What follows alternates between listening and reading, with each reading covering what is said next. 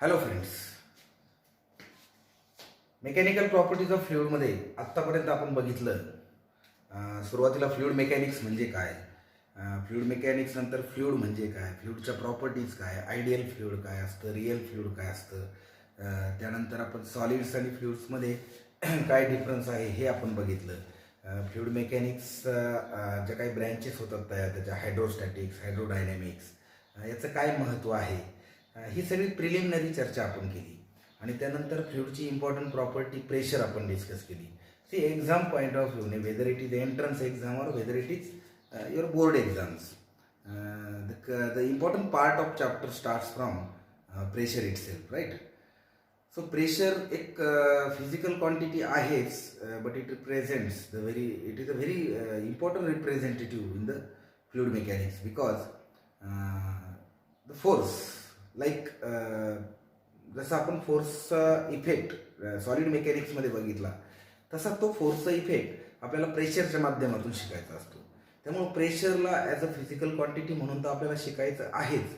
Means त्याचा formula काय आहे, त्याचं युनिट काय आहे, त्याचे डायमेन्शन काय आहे, तो स्केलर आहे का वेक्टर आहे, त्याचे जे वेगवेगळे युनिट्स आहेत, त्याच्यात युनिट्स अँड मेजरमेंटमधून एखादा प्रश्न तिथं तयार होतो, त्याचं तुम्हाला कन्व्हर्जन माहीत पाहिजे. आणि again it is a very good knowledge point that one should able to convert unit from one form to the another form. आता हा जो प्रेशरचा भाग आहे, याच्या संदर्भात आपण एक लॉ शिकलो, that is Pascal's law. Pascal त्या लॉला कसा आला ते आपण बघितलं. हायड्रोस्टॅटिक पॅराडॉक्स ज्याला म्हणतो ते आपण शिकलो. पास्कल्स लॉचे ॲप्लिकेशन आपण शिकलो. हे सगळे एक्झाम पॉईंट्स आहेत, कन्सेप्ट्स आहेत, right. Like hydraulic lift is a concept, hydraulic brake is a concept based on the Pascal's law. आणि पास्कल्स लॉचा जो फंडा आहे तो फार सिम्पल आहे की फ्लुइड एक्झर्ट्स इक्वल प्रेशर. मग ते प्रेशरची व्हॅल्यू आपण कॉमन ठेवून फोर्सेस काढतो. So intention or the application of Pascal's law is that we can find out the forces which are generated out of the equal pressures at different openings given in that hydraulic machines, particularly in cylinders, right? So तिथं तुम्हाला focus करावं लागेल to solve the MCQ. हा चॅप्टरचा एक भाग आपला इथं संपलाय. आता आपण चॅप्टरच्या दुसऱ्या भागात एंट्री करतोय, म्हणजे फ्लुइडची एक इम्पॉर्टंट प्रॉपर्टी आपण आता चर्चा करणार आहोत, तिच्याबद्दल आपण चर्चा करणार आहोत. आणि ती इम्पॉर्टंट प्रॉपर्टी आहे फ्लुइडचं surface tension. So our today's topic is surface tension, right. Surface tension. So काय आहे सरफेस टेन्शन? आपण हे नाव अगोदर ऐकलेलं आहे का? तुम्ही हे नाव ऐकलेलं आहे नाही, आय डोंट नो, बट तुम्ही तुमच्या रोजच्या जीवनात अगदी सकाळी झोपेतून उठल्यापासनं तर दिवसभरात तुम्ही फ्लुइडच्या ह्या प्रॉपर्टीच्या ॲक्रॉस येत असतात. ही प्रॉपर्टीचा उपयोग तुम्हाला होत असतो. Like in the morning, we used to brush our teeth with the help of this. Of course, toothbrush is required, but what we take, toothpaste, right? आपण थोडीशी टूथपेस्ट घेतो आणि तोंडात फिरवतो आणि तिथं भरपूर प्रमाणात फेस तयार होतो. तिथं आपण सरफेस टेन्शनची प्रॉपर्टी वापरलेली त्या टूथपेस्टमध्ये. त्यानंतर आपण आंघोळीला गरम पाणी किंवा गार पाणी घेतो, तर गरम पाण्यामध्ये आपल्याला कमी पाणी लागतं. It may be your experience, right. कपडे धुवायला आपण पाण्याबरोबर डिटर्जंट वापरतो, साबण वापरतो, मग तिथं आपल्याला कमी पाण्यात जास्त कपडे धुता येतात. अगेन साबण वगैरे वापरल्यामुळे, डिटर्जंट वापरल्यामुळे ते पाणी त्या कपड्यावर जास्त प्रमाणात स्प्रेड होतं, त्याच्या पोर्समध्ये जास्त आतमध्ये जातं. याच्या व्यतिरिक्त आपण बघतो म्युन्सिपाल्टी, ग्रामपंचायतीची लोक गटारींमध्ये रॉकेलचा फवारा मारत असतात का, तर डास होऊ नये म्हणून. मात्र त्याने डास वगैरे मरत नाही. ॲक्च्युली काय होतं का, पाण्याच्या सरफेसवर जे डासाची अंडी असतात ती पाण्यामध्ये बुडतात त्या रॉकेलच्या फवाऱ्यामुळे. आणखी असे बरेच एक्झाम्पल आहे. पाण्याचे बुडबुडे तयार होणे, इनफॅक्ट पाण्याचा थेंब तयार होणं, हे सुद्धा ह्या प्रॉपर्टीमुळे शक्य झालं आहे. मग आता हे नेमकी काय आहे? पावसाळ्याच्या दिवसात तुम्ही बघतात डबक्यात पाणी साचलेलं असल्यानंतर त्यावरती वॉटर स्पायडर चालतात. कीटक ज्याला म्हणतो वॉटर स्पायडर, तो इझिली चालू शकतो. काही एकदम light objects like razor blade तुम्ही जर व्यवस्थितपणे पाण्यावर ठेवलं तर ते तरंगतं. मग पाण्याचा सरफेस जणू काही ताणलेला पडदा आहे असा बिहेव करतो काही ठिकाणी. मग याला काय म्हणायचं? हे सगळं सगळं सगळं कशात आहे? सरफेस टेन्शनमध्ये.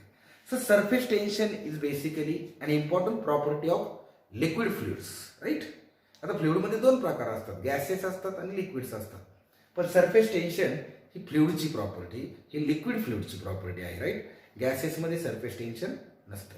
सरफेस टेन्शन फक्त कुठं बघायला भेटेल, कारण surface film, surface open surfaces हे लिक्विडला तयार होतात, गॅसेसला तयार होतात का?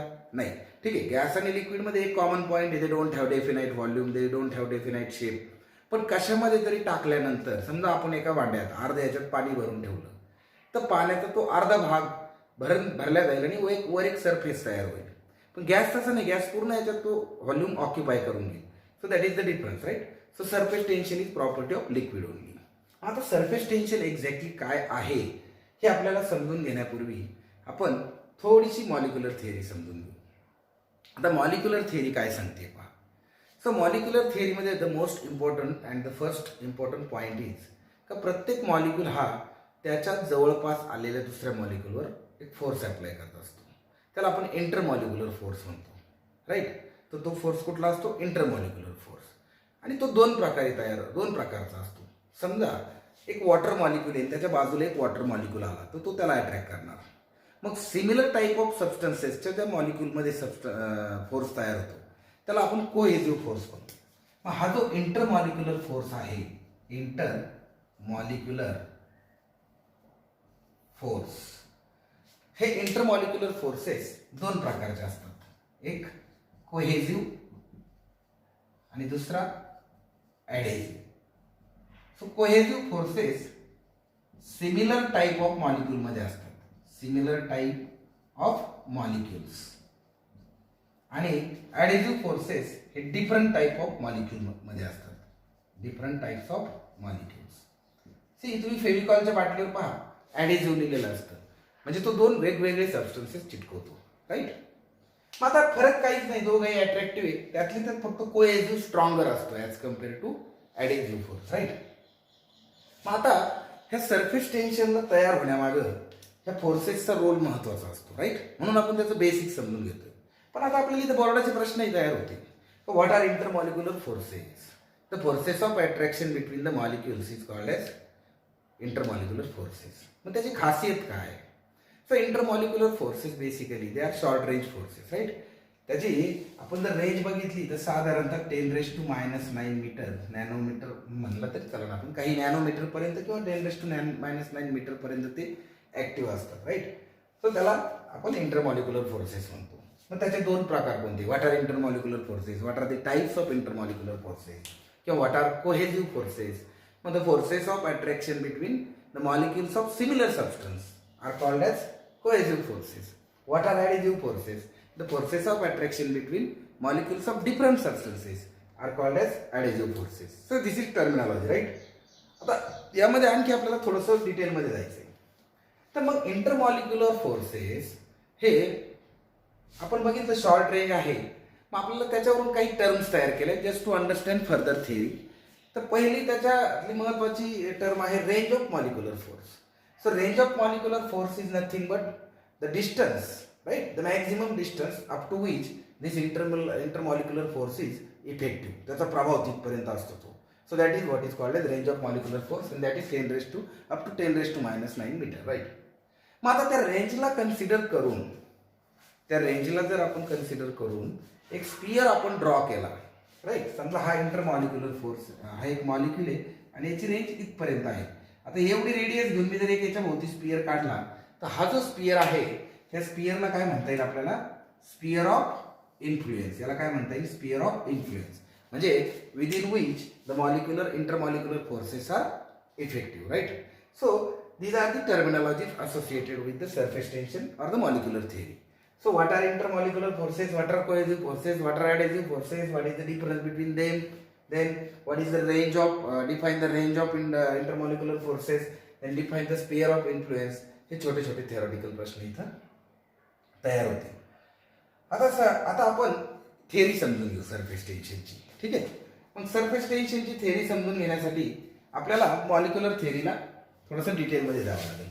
म्हणजे आपल्याला सरफेस टेन्शन एक्झॅक्टली काय आहे. सी मित्रांनो, सरफेस टेन्शन तसं पाहायला गेलं तर एक आपल्या दृष्टीने एक फिजिकल क्वांटिटी आहे. Surface tension is a physical quantity, right. आपण ती स्केलर, वेक्टर वगैरे ते सगळं चर्चा करणार आहोत. पण तत्पूर्वी मॉलिक्युलर थिअरी समजून घेऊ. मग आता मॉलिक्युलर थिअरी समजून घेण्यासाठी मी एका भांड्यात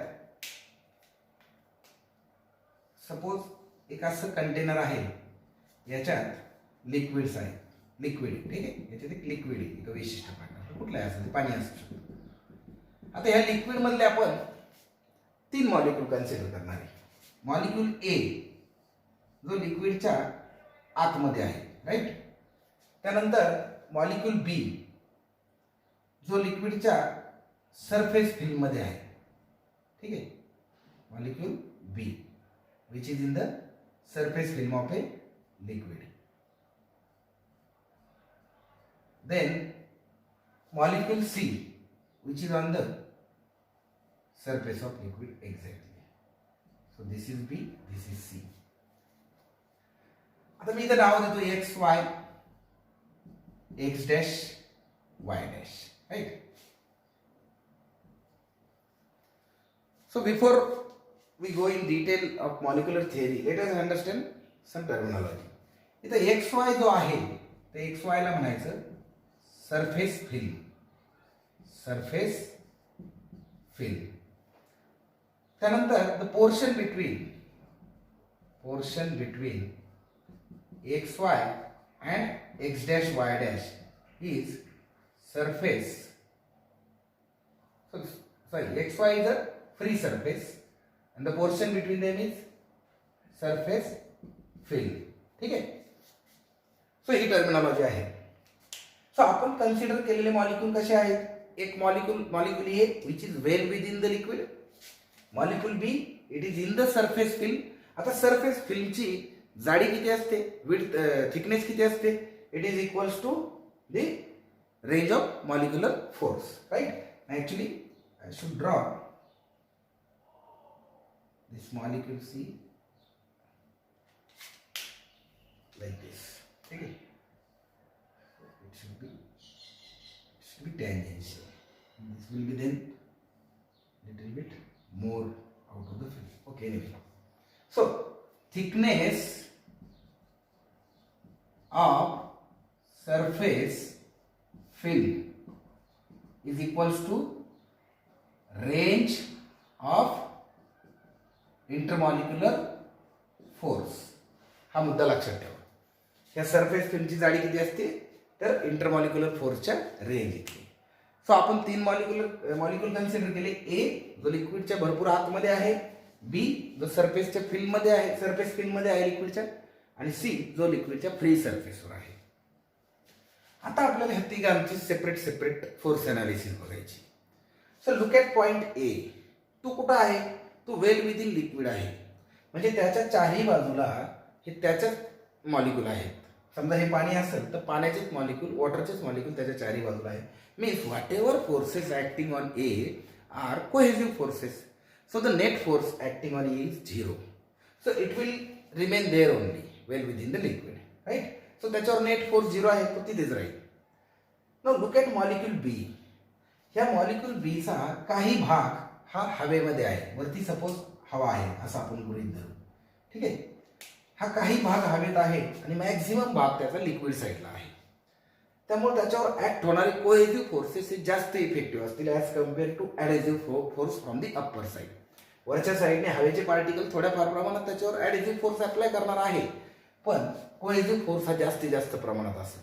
त्यामुळं त्याच्यावर जो नेट फोर्स आहे, रिझल्टंट फोर्स आहे, तो कुठला असेल? कोहेसिव्ह फोर्स असेल.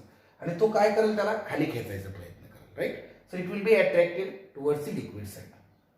Now same thing will happen in case of point C also.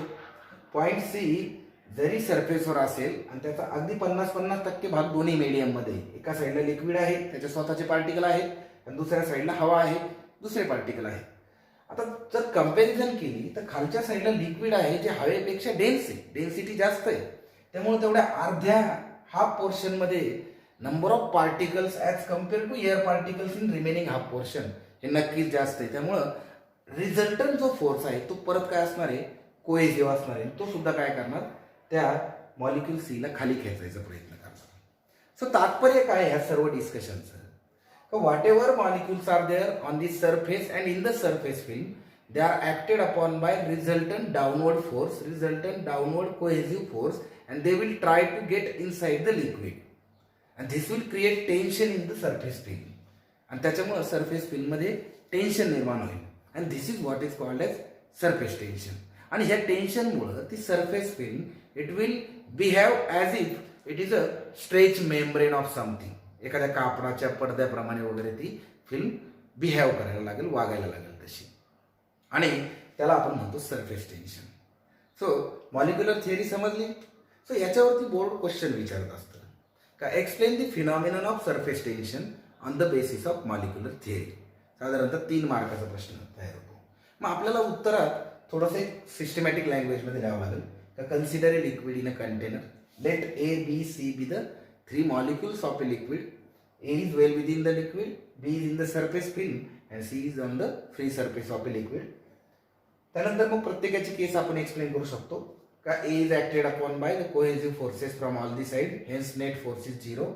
B is acted upon by maximum cohesive force in the downward direction, so the net force is in the downward direction. C is acted upon by again the maximum cohesive force and then the resultant force on the molecules in the film and surface is in downward direction and try to pull the molecules within the liquid, and this will reduce the overall area of the film, and film will be under tension and will act as a stretch membrane, and this is what is called as surface tension. तो असं एक answer तुम्हाला तयार करून ठेवावं लागेल, right. Theoretical प्रश्न आहे. आता त्याच्या एमसीक्यू पॉईंट ऑफ व्ह्यूने मॉलिक्यूल बी वर नेट फोर्स कोहेसिव्ह आहे, सी वर नेट फोर्स कोहेसिव्ह आहे, that is in the downward direction. Again the surface film act as a stretch membrane वगैरे वगैरे पॉईंट्स तुम्हाला तिथं मिळतील. ती थिअरी जर तुम्ही थरली वाचली तर तुमचा फायदा होऊन जाईल. सो मित्रांनो, ही झाली सरफेस टेन्शनची molecular theory. So now we have the idea of surface tension. Liquid surfaces acts as a stretch membrane because of the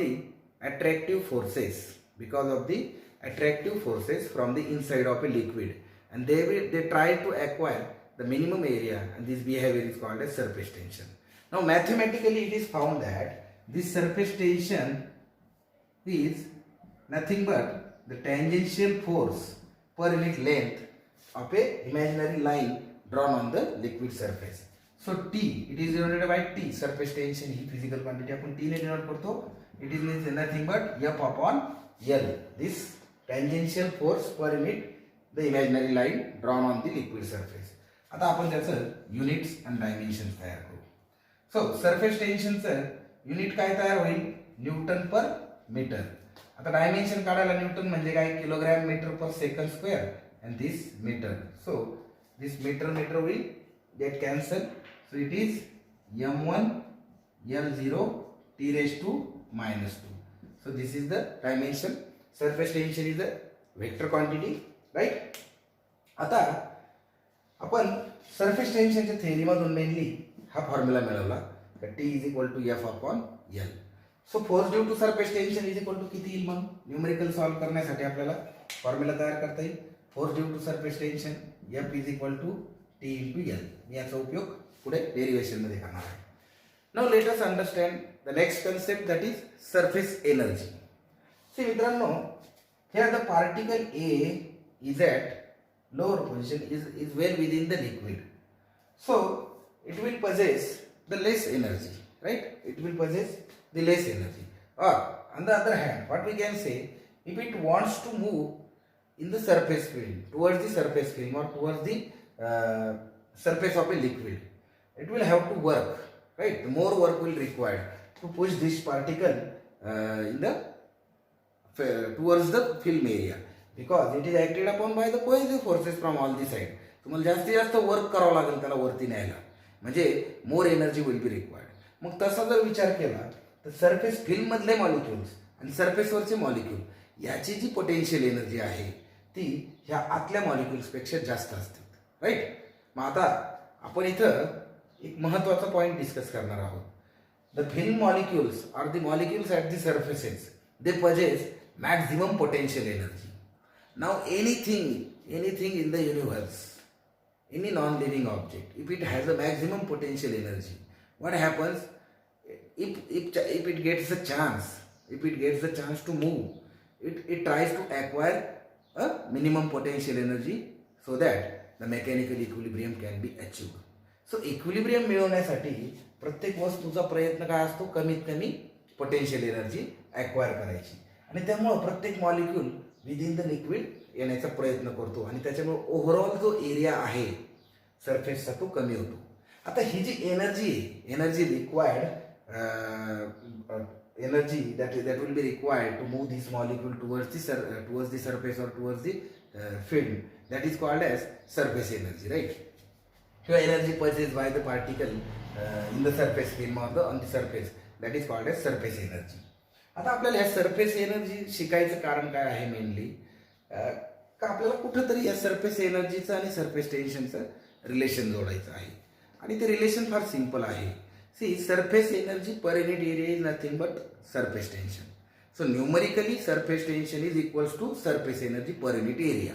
मग आता आपल्याला हे प्रूव्ह करता येईल का, आणि हा झाला आपला एक MCQ पॉईंट. तर numerically surface tension is equal to surface energy per unit area, right? और otherwise surface energy is nothing but surface tension into area, surface area you can say. मग आता हे आपण कसं प्रूव्ह करता येईल, बोर्ड याच्यावरती आपल्याला नक्की एक प्रश्न विचारत असतं. So let us derive the relation between surface energy and surface tension. So हे रिलेशन प्रूव्ह करण्यासाठी let us consider rectangular frame. आपण एक रेक्टँग्युलर फ्रेम तयार केली सपोज वायरची, ठीक आहे, P Q R आणि S, राईट? आता ही फ्रेम तयार केलेली आपण साबणाच्या पाण्यात बुडवली, सोप वॉटरमध्ये, so that a film will form here. इथे एक फिल्म तयार होईल. नाव ह्या फ्रेमची ही जी साईड आहे QR, it is movable, right? It is movable, जी ऍडजस्ट होऊ शकते, पुढं मागं मूव्ह होऊ शकते. Now let us apply. See because of surface tension what will happen, because of this film. आता ही फिल्म तयार होईल, या फिल्मच्या सरफेस टेन्शनमुळे हा सरफेस टेन्शनचा फोर्स याला मेंटेन करून ठेवली, राईट? सो दॅट ती मिनिमम एरिया ॲक्वायर करेल. आता आपल्याला एक्झॅक्टली त्याच्या विरोधात जायचं आहे. सो आपल्याला काय करायचं, equal amount of force apply करायचा to move this frame outside, right? तर सपोज ती फ्रेम आपण Q डॅश R डॅश इथपर्यंत मूव्ह केली through some distance, let us say dx, ठीक आहे? आता इथं फोर्स ऍक्टिंग, सरफेस टेन्शनचा फोर्स किती, T इंटू, आपण मागाशी फॉर्म्युला तयार केला होता, surface tension is equal to force upon length. So film दोन्ही साईडने तयार झाली, म्हणजे आपल्याला लेंथ किती घ्यावं लागेल, या साईडची 2L घ्यावं लागेल. आपण इथे L लेंथ मानू. So let L be the length of this frame. So it is T into 2L, right? Now in order to move this QR side towards the outward direction, we have to work against this force F. Let that work is dW is equal to F into dx, ठीक आहे? Let me ह्या फोर्सला F dash म्हणतो, जो आपण apply केलेला आहे, आणि हा सरफेस टेन्शनचा फोर्स इकडे. तो equal amount of force apply करून आपल्याला QR बाहेरच्या साईडने ओढावं लागेल, सो दॅट तो आपण एरिया वाढवला. So we are doing this just to find out the energy, right? So by definition work is equal to force into displacement, force into distance. So this distance the film has covered, right? Now this force is T into 2L into dx. Now this 2L is nothing but this L into dx. Here in this formula, this L into dx is nothing but the area of cross section, right? Or we can say increase area. 2L into dx is a increase area. So this is T into dA, right? हा एवढा area वाढला ना rectangular. So therefore what we get, dW is equal to T into dA. Now this work, हे work जातं कुठं, आपल्याला माहिती आहे, work is always stored in the form of some energy. So this work is stored in the form of potential energy, wherein the film, कारण फिल्मचा प्रयत्न काय असतो, to acquire minimum area. So therefore we can write du is equal to T into dA, and hence du upon dA is equals to T. That means the surface energy per unit area is numerically equals to surface tension. So मित्रांनो, surface टेन्शनचा हा महत्त्वाचा भाग होता. तर surface tension नेमकी काय आहे, surface tension phenomenon molecular थिअरीच्या बेसिसवर कसं समजून घ्यायचं. मॉलिक्युलर थिअरीच्या पूर्वी जी टर्मिनॉलॉजी आहे, intermolecular forces, cohesive adhesive forces, range of intermolecular force, sphere of influence, हे आपण इथं समजून घेतलं. त्यानंतर महत्त्वाची टर्म सरफेस एनर्जी काय आहे आणि त्या सरफेस एनर्जी आणि सरफेस टेन्शनमध्ये काय महत्त्वाचं रिलेशन आहे ते आपण इथं बघितलं.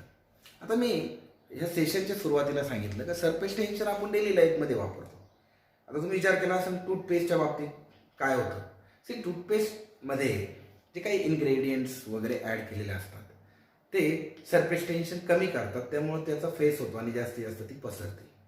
लिक्विडमध्ये पाणी ज्यावेळेस आपण गरम करतो त्यावेळेस त्याचं सरफेस टेन्शन कमी होतं आणि कमी सरफेस टेन्शन झाल्यामुळं ते पाणी जास्त आपल्या अंगावर पसरू शकतं, म्हणून आपल्याला कमी पाणी लागतं. कपडे धुण्याच्या बाबतीत आपण ज्यावेळेस त्याच्यात डिटर्जंट टाकतो, डिटर्जंटमुळे सरफेस टेन्शन कमी होतं आणि ते पाणी जास्त प्रमाणात स्प्रेड होतं आणि त्या कपड्याच्या छिद्रामध्ये व्यवस्थित जातं आणि त्यामुळं त्यातली जी काही घाण आहे ती निघायला मदत होते. रॉकेलचा फवारा ज्यावेळेस आपण त्या गटारीवरती फवारतो तर त्या गटारीतल्या पाण्याचं सरफेस टेन्शन कमी होतं आणि ते तरंगलेले अंडे जे आहेत त्या सरफेसवरती ते खाली बुडतात आणि पाण्यात तर अंडे गेले डासाची तर तिथं डासाची उत्पत्ती होत नाही. बबलच्या बाबतीत सरफेस टेन्शनमुळे बबल फॉर्म होतो, कमीत कमी एरिया ॲक्वायर करायच्या प्रयत्नात तो फिल्म तयार होती. पाण्याचा ड्रॉपचाही तीच केस आहे. So these are all the applications of surface tension. ते आपल्याला पुढच्या काही सेशनमध्ये सरफेस टेन्शनवर आणखी काय फॅक्टर काम करतात, मीन्स टेम्परेचरचा काय परिणाम होतो, कंटॅमिनेशनचा काय परिणाम होतो तेही बघायचं आहेच. त्यानंतर अँगल ऑफ कॉन्टॅक्टचं कन्सेप्ट काय आहे. तर ही सेशन असेच कंटिन्यू राहतील काही टॉपिकसाठी.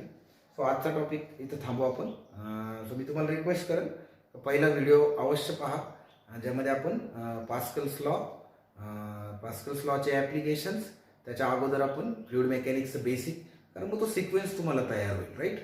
C I am taking this videos just to explain the basic concept.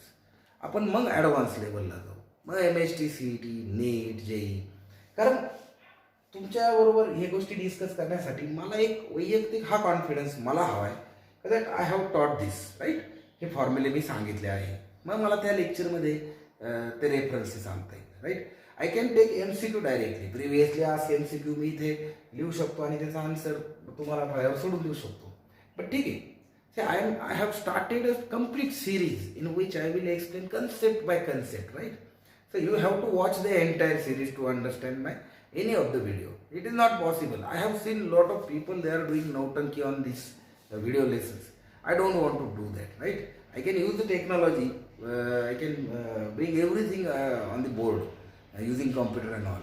But that will not add the actual value which is required for the education, right?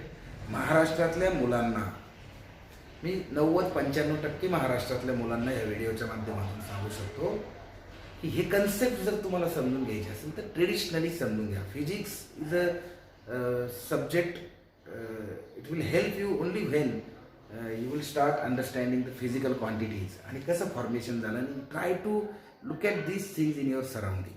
Right. Interactive boards वगैरे these are the tools, आपण ते introduce करणार, no doubt. But ते कधी काम येईल if you R ready, तुम्ही तयार आहे. मग तुम्ही तयार नाही आहेत, बरेचसे विद्यार्थी तुम्ही तयार नाही आहेत आणि जे तयार आहेत तर मी त्यांना कॉंग्रॅच्युलेट करेल का तुमचे कन्सेप्ट क्लिअर असतील. Try to solve the MCQs. There are so many good books in the market का ज्याच्यामध्ये MCQs दिलेले आहेत. So you can always use those book and try to solve the problem. So concept आलं ना प्रॉब्लेममध्ये, yes अरे surface tension is equal force is equal to T/2L घ्यावे लागेल, हे यूज करू. सो समजायचं सुरुवात झाली. पण जर प्रॉब्लेम वाचूनही कळत नाही मला कन्सेप्ट काय वापरायचं आहे किंवा हा प्रॉब्लेम कशातला आहे, मग मात्र कन्फ्युजन आहे. ठीक आहे. सो त्यामुळं MCQ मध्ये जाणार आहोत आपण, पण before that develop the concept, try to understand the theory properly. So I am using local language just to help you so that आपले सेशन हे फ्रँकली होतील. राईट. तुमचे फीडबॅक तुम्ही मला कॉमेंटमध्ये देऊ शकता. थँक्यू.